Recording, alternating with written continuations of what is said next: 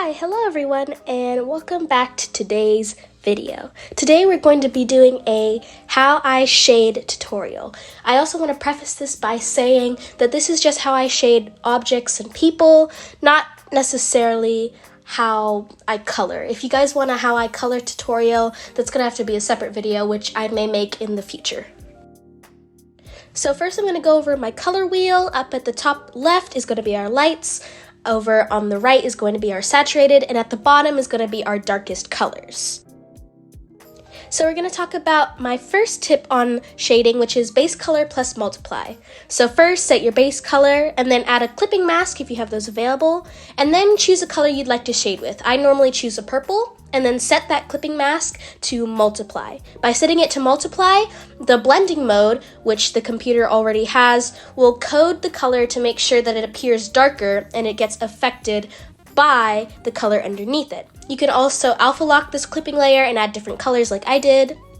And here's an example of me shading with a multiply layer on an example here. The next example is painting shadows, which is basically when I manually make shadows myself instead of using a blending mode. So I set my base color and then I pick a fun color. Normally it's like a blue or purple. I color pick according to my base color to make it look more acceptable to that color. And then I also add other colors too. This ends up looking a bit more fun and funky in my opinion. It gives more color to the shadows. And here's an example of this in my own art as well, where I added the orange and the purples to a white.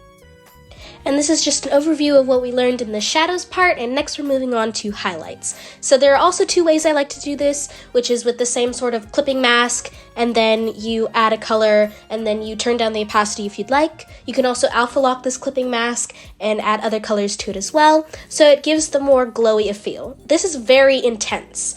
Here's an example of where I put it on the fingertips of this art piece. As you can see, it looks very bright. Now for the second technique, which is painting the highlights, this ends up being more dull, a bit more controlled, where you just manually add the light as you would see fit. I normally color pick so these colors look more appropriate for the base color. It's less intense than the blend modes, but the blend modes can also be less intense if you turn down the opacity. And here's an example on one of my own art pieces.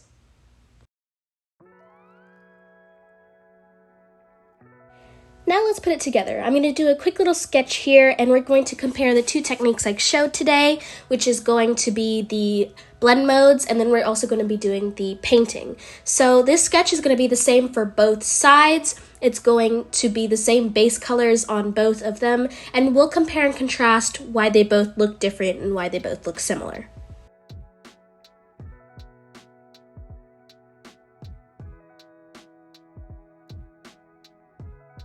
So now that we have some of the base colors in, I'm going to be doing three main colors. I'm going to be doing the skin tone, which is more of a brown. I'm going to be doing the hair, which is a lighter color, and then the red, which is a more saturated color. I wanted to have a balance of darker and lighter colors so we can experiment on these. In the recording, I'm going to start shading before I put in a light source, but whenever you're shading, it's really important to make sure you know where your light source is coming from. So mine is going to be at the top right for both drawings. You need to make sure you have a light source so you know which areas are going to be the darkest and which areas are going to be the lightest. This helps you give sort of a guide of where you're going to put shadows and when you're not going to put shadows. For the color of the shadows, I'm going to be using the hoodie color, so all the shadows sort of look cohesive. And as you see, I'll just go around all the edges that I know should be shaded. So aka all the edges that are on the opposite side of where the little sun in the corner is. This is where the shadows start to get interesting. As you saw as it kind of flew by, in the bottom left part of the hair, I put a blue color, and in the top right, closest to where the light is, I put an orange color. A really fun thing about the multiply shadows is that you can sort of alpha lock them and then put the shadows and color them and make them look really cool. You can add darker colors, lighter colors, a bunch of fun colors. I love to add blue to like red shadows to make them pop more. It's just a fun thing you can do with your shadows.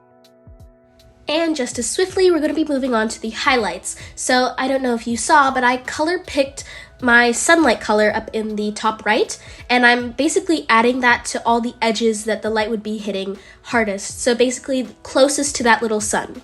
Then I lower the opacity so it's not as intense, and then sometimes I also like to color pick and add colors to those shadows.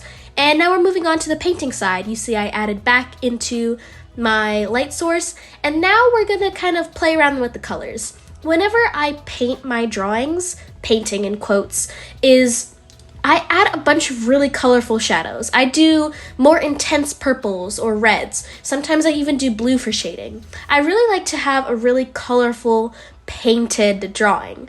And you can't see my air quotes, but that's what I mean. I also just like to add fun colors. I like to make things more dull.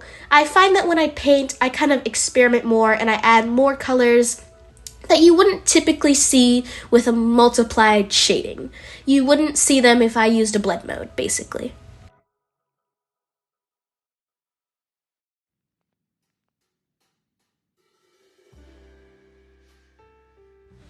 And we're back to the highlights again. So I'm going to be choosing more of an orangey color this time instead of picking my sunlight color from earlier. And I'll just be adding different colored shadows to everywhere. My highlights tend to change for the color that they're over top of. So for the skin, it's more of an orange. And for the jacket, it's more of a red. For the hair, it's more of a yellow.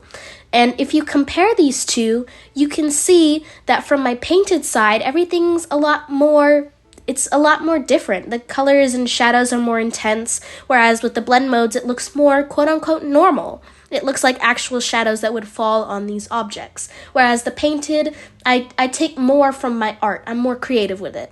So my little notes here, you can see that there's weird shading and light. It's more colorful. It pops. And that's going to be all for this video. Today we covered how to shade, the color wheel, different techniques you can use in your own art, and I really hope this tutorial helped you. Thank you so much for all of your support, you guys, and I'll see you in the next video. Bye-bye!